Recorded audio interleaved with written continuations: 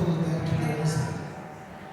Meus queridos, eu gostaria que vocês abrissem a palavra de Deus no livro de Apocalipse.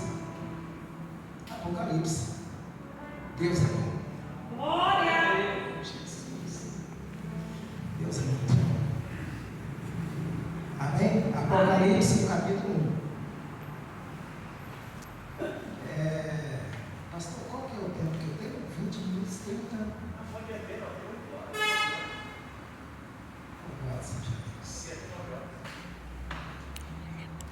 Bom, está escrito assim, Apocalipse, capítulo 1, a partir do versículo 1. Revelação de Jesus Cristo, que Deus lhe deu para mostrar aos seus servos as coisas em que breve devem acontecer, que ele, enviado por intermédio do seu anjo, notificou ao seu servo João,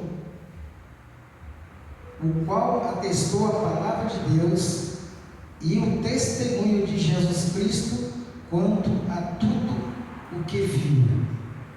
Bem-aventurado aqueles que leem e aqueles que ouvem as palavras da profecia e guardam as coisas nela escritas, pois o tempo está próximo. Aleluia! Aleluia!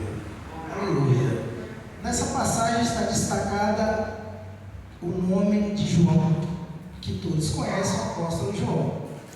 Meus amados, quando nós começamos a estudar a situação, como que aconteceu, a oportunidade de João escrever esse livro, nós entendemos que João passou os piores momentos que o ser humano pode resistir. Ele começou, a partir do momento que serviu a Jesus, todo o período que ele serviu e acompanhou Jesus, foi tudo muito bom em termos de aprendizado.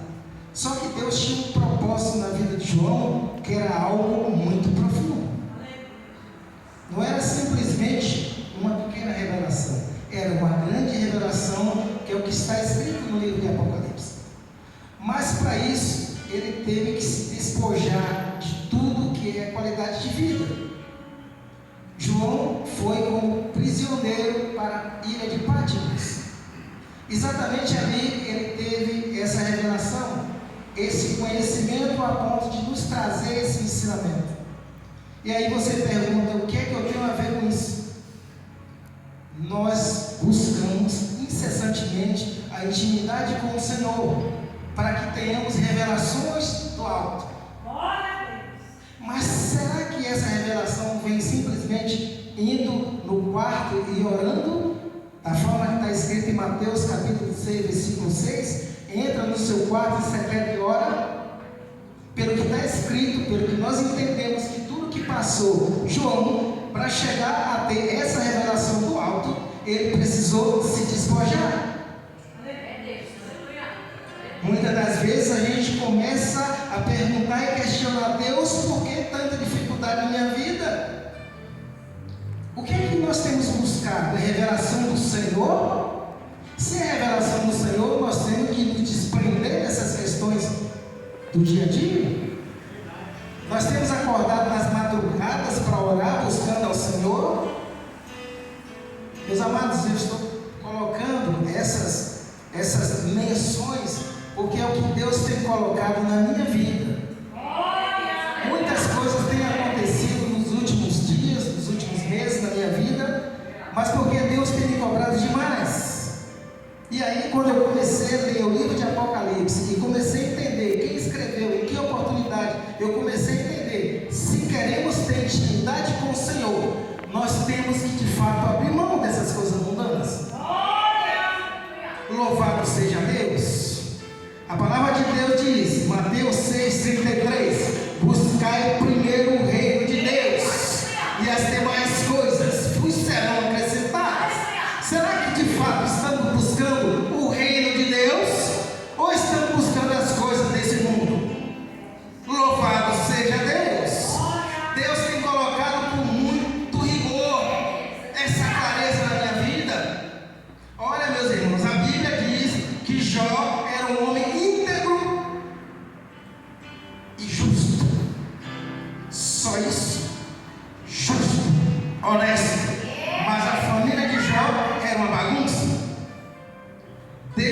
queria colocar Jó em outro nível. E o que aconteceu? Jó teve que passar por momentos difíceis para ter intimidade com Deus. Jó precisava esclarecer muitas dúvidas. Ele questionou muito a Deus até esclarecer as dúvidas, até que Deus colocou Jó em xeque, e Jó reconheceu que aquele Deus é muito maior do que aquele que ele achava que conhecia. Nós precisamos buscar conhecer esse Deus. Louvado seja Deus. Não basta ser íntegro e vir com a Bíblia para a igreja. Eu preciso entender, eu preciso conhecer melhor esse Deus. Se eu tenho dúvida, eu preciso entrar no meu quarto em secreto e questionar: Senhor, revela-se a mim, Senhor. Porque assim eu vou conhecer esse Deus. Nesse quarto em secreto, eu tenho que falar: Senhor, eu não sei orar, me ajuda, Senhor. A família está perdida, meu Senhor, me ajuda, Senhor. Eu preciso buscar no Senhor com transparência. Eu não posso me conformar com a mesmice. Obrigado, meu irmão, quando você me trouxe até aqui, porque Deus tem um plano na minha vida e eu estava desapercebido. Eu precisava ter mais uma oportunidade. Nós precisamos buscar águas profundas para as nossas vidas. Deus está buscando os verdadeiros adoradores, não é igreja cheia. Deus está buscando corações íntegros e sinceros na sua presença. É isso que Deus está buscando. Quando eu cheguei aqui, que eu vi essa igreja meia cheia, não é meia vazia, é meia cheia, eu profetizo em nome de Jesus: ela estará cheia, mas de verdadeiros adoradores. Olha, meus irmãos, eu tenho lido a respeito da igreja primitiva em Atos, a partir do capítulo 2, versículo 42. A igreja perseverante, unida, em oração, um ajudando ao outro. E nós precisamos rever como é que nós temos vivido dentro da igreja. Louvado seja Deus.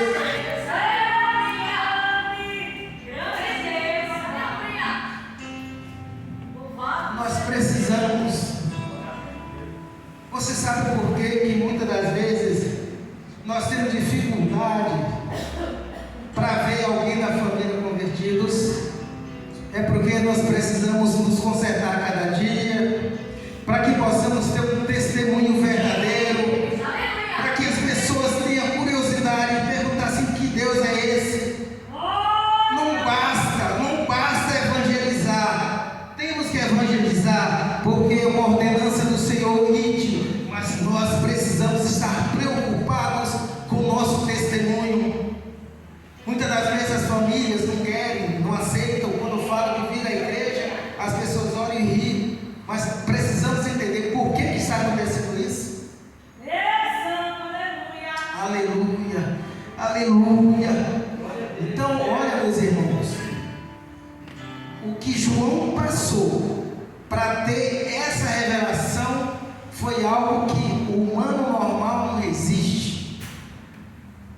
Eu lendo a respeito de João, eu consegui entender que, de repente alguém já conseguiu ler, João foi colocado vivo dentro de óleo fervendo. E diz que ele saiu intacto. Tentaram tirar a vida de João de qualquer forma, não conseguiram. Você sabe por quê? Porque de Deus tinha algo a revelar. A nossa vida só é tirada se o Senhor permitir.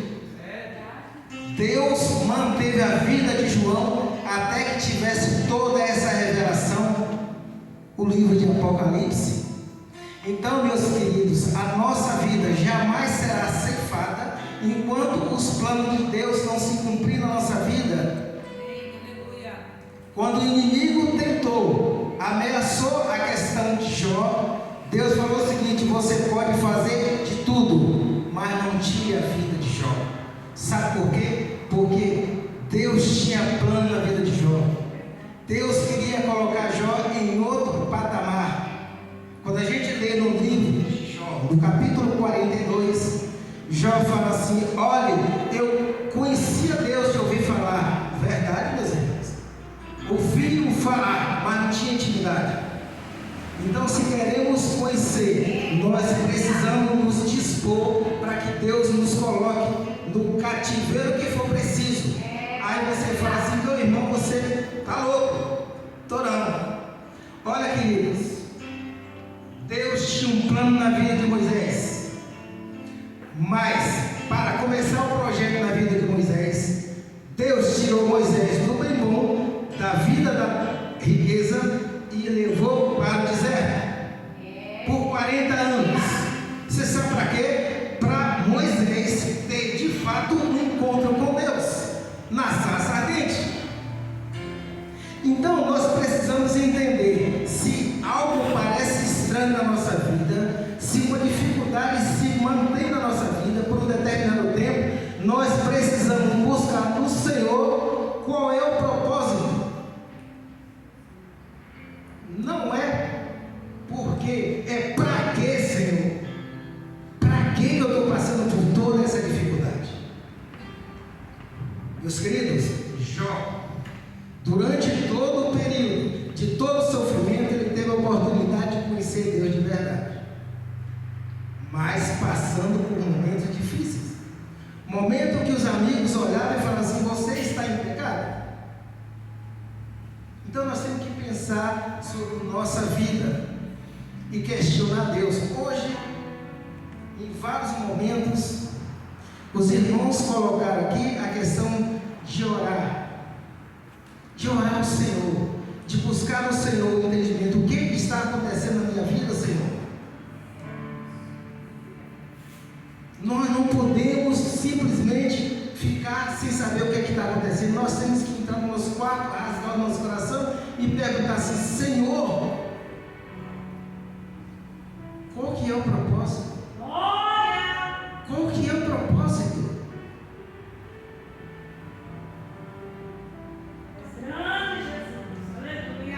Meus queridos, José, Deus tinha um grande plano na vida de José. E José, um homem íntegro,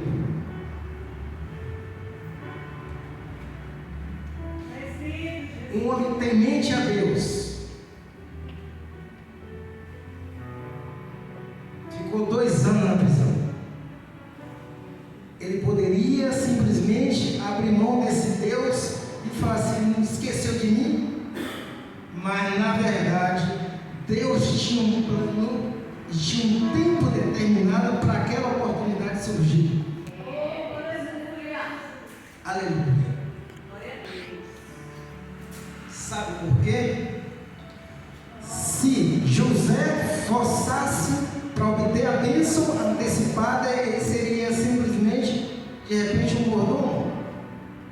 Ele seria um cozinheiro, que foi a oportunidade que tinha naquele momento. Mas José aguardou a oportunidade para tornar o que tornou um governador.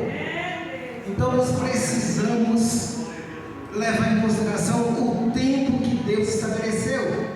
Tempo para todas as coisas.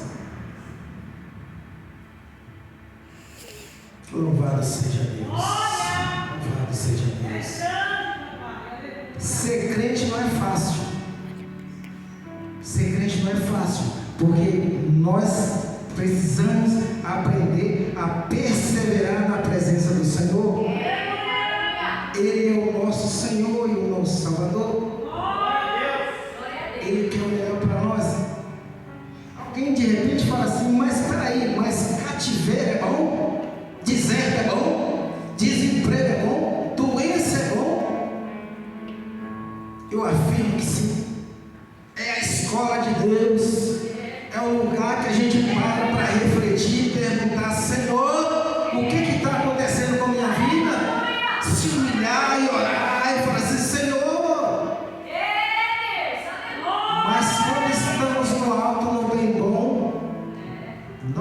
realmente esquece-se de Deus. O povo de Israel vivia uma vida sazonal de altos e baixos, porque era no baixo que buscava o Senhor. Então o deserto veio para a nossa vida para que possamos nos fortalecer na presença do Senhor. Então nós não podemos nos entristecer com a dificuldade, com o deserto. Nós temos que agradecer ao Senhor. Você sabe por que o povo de Israel ficou no deserto 40 anos? A maioria, todos conhecem, por causa da murmuração. Eu costumo sempre responder mensagem quando alguém pergunta assim: Edivaldo, como você está? Como estão as coisas? É quase um copia e cola. Está tudo bem, graças a Deus. Está tudo bem, está tudo bem, graças a Deus. E Deus se alegra com isso. E o nosso tempo de dificuldade é encurtada. Dificuldade todos nós teremos. Agora, esse tempo, nós é que determinamos pela murmuração ou pela garantia que Deus vai ser o Senhor de nossas vidas. Então, quando há um desemprego, por exemplo, que alguém pergunta como é que está, a pessoa faz as piores coisas possíveis e reclama de tudo do céu, do mar e da terra, esse tempo se prolonga. Deus odeia, abomina a murmuração. Então, por pior que pareça ser, diga sempre: está tudo bem, graças a Deus, porque eu sei que Ele vai mudar esse cativeiro. Louvado seja Deus. Louvado seja Deus. Meus irmãos, eu quero voltar um pouco para falar sobre a questão da igreja primitiva, da igreja que perseverava em oração, em unidade.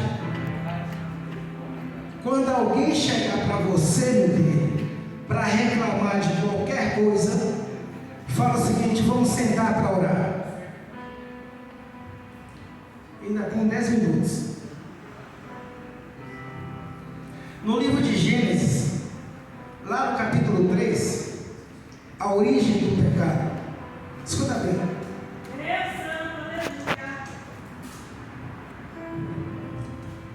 Deus estabeleceu uma ordem para Adão, dizendo: Adão, aqui está a árvore do bem e do mal, e aí separou certinho o que é que tinha que fazer. Na oportunidade, Eva experimentou do fruto e ofereceu para Adão, que todos os irmãos conhecem.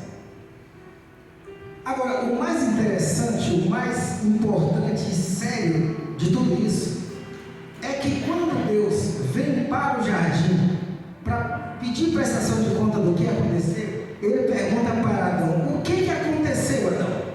O que eu te orientei? Adão simplesmente fala assim: foi a mulher que tu me destes.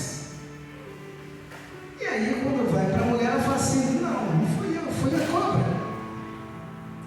Sabe o que acontece? A partir daquele momento, começou-se as acusações, apareceu o julgamento, e que Deus abomina julgamento, acusações. A Bíblia está cheia de ensinamento que nós não devemos julgar. E começou a partir dali, um julgando e acusando o outro. E isso se arrasta até hoje. Dificilmente você vê uma roda de pessoas fazendo comentário deles mesmos. Normalmente tem alguém que está sendo colocado naquele meio para comentar. E isso Deus abomina. Tanto é que a Bíblia está cheia. Mateus capítulo 7 fala assim: não julgueis. Romanos capítulo 2 fala de julgamento em várias oportunidades. Então, esse posicionamento nós temos que nos desviar. Quando vier trazer alguém para ser crucificado nesse meio, orem por ele. Orem. Então, assim, quando a gente verifica a Bíblia, o nosso julgador é o Senhor. É o Senhor. E aí, muitas das vezes, você vê isso acontecendo no meio das pessoas que conhecem a palavra. Sabe?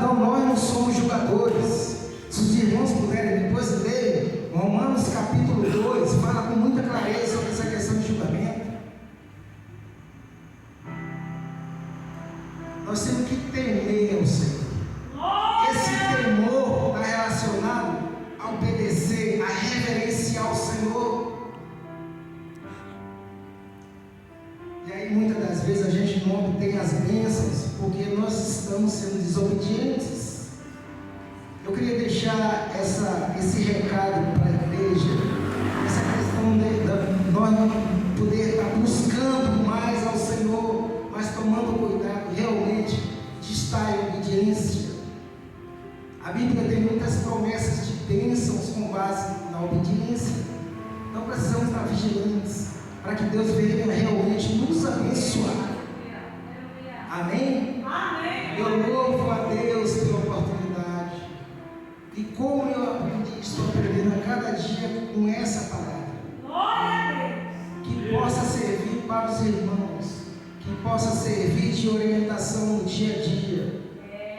Mas precisamos continuar nos despojando dessas coisas e buscando ao Senhor, mesmo que eu tenha que sacrificar a carne. Amém? Amém. Louvo a Deus pela oportunidade. Amém. Aleluia, Jesus. Grande Pai. Aleluia. Amém, irmãos? Amém, igreja? Quantos querem agradecer o irmão de volta por essa boa palavra?